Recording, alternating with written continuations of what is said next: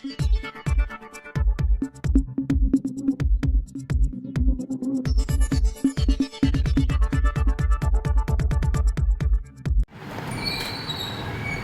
तर आज या ठिकाणी भारतीय जनता पार्टी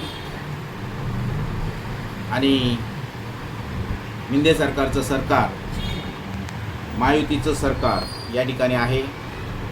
परंतु कोणताही प्रसंग आला तर त्या ठिकाणी झळ ही सर्वसामान्य माणसाला बसते आहे, हे मात्र आज या ठिकाणी आपल्याला दिसून येते.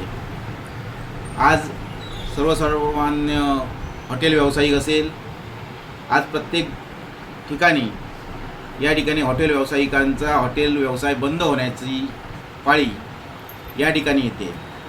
आज हा पहिला टप्पा या महायुतीचा असेल असं आम्हाला या ठिकाणी निश्चितपणे वाटतं. आणि दुसऱ्या टप्प्यात घरातील चूल बंद होण्याची वेळ आज या ठिकाणी प्रत्येक नागरिकाला वाटते की उद्या कदाचित मला लाकडं आणून या ठिकाणी पूर्वीसारखं ते जीवन जगावं लागेल अशी भीतीसुद्धा या ठिकाणी सर्वसामान्य माणसामध्ये या ठिकाणी झालेली आहे. आणि हेच यश मला वाटतं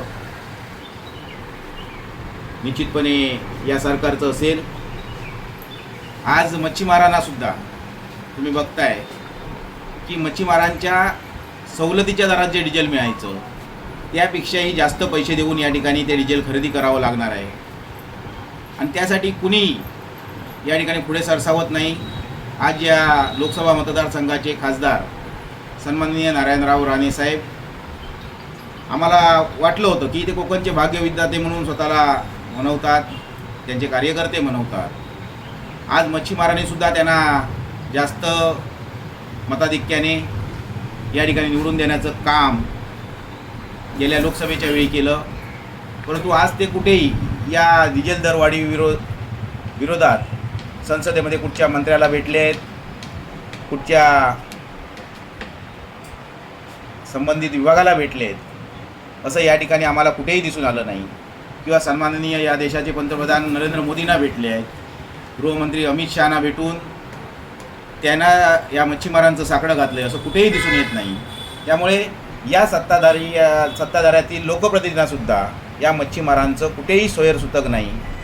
मच्छीमारांनी वाढत्या डिझेलमध्ये कशामध्ये धंदे करावेत. एकतर या ठिकाणी मच्छीमारांचं 1.5-2 महिने या ठिकाणी दुष्काळासारखं वातावरण या ठिकाणी आहे. या ठिकाणी कमी प्रमाणात मासेमारी होते, आपलं पोट कशातरी पद्धतीने ते राबवतात. आज त्यांना लाखो रुपयाचं कर्जसुद्धा जे होडी घेण्यासाठी लागतं, यांत्रिक बोट घेण्यासाठी लागतं आहे. त्या ठिकाणी खलाशी वर्ग असेल, अनेक गोष्टींना सामोरे जाऊन हे मच्छीमार या ठिकाणी या किनारपट्टीवर काम करत आहेत. परंतु या ठिकाणी या मच्छीमारांचं सोयरसूतक या कोणाला दिसत नाही. त्यामुळे मच्छीमार वाऱ्यावर सुटतो की काय असं या ठिकाणी आम्हाला निश्चितपणे वाटतं.